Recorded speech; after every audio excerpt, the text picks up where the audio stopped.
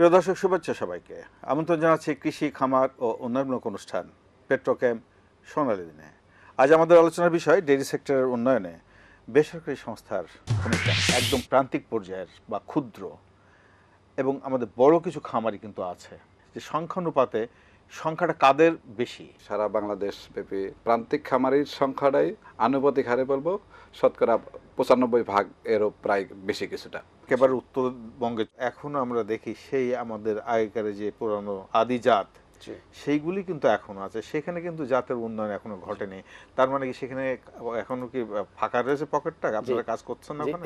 বাংলাদেশের যে cattle population 25 billion cattle population এই মুহূর্তে বাংলাদেশে আছে, তার 45% আমরা এখনো রিচ করতে পারিনি। কৃষি খামার উন্নয়নমূলক অনুষ্ঠান পেট্রোকেম সোনালী দিন। এবারে বিষয় বাংলাদেশের ডেইরি সেক্টরে উন্নয়নে বেসরকারি সংস্থার ভূমিকা। উপস্থাপনা ও পরিচালনা মীর এমদাদ আলী। দেখুন 26শে জুন বুধবার সন্ধ্যা 6:20।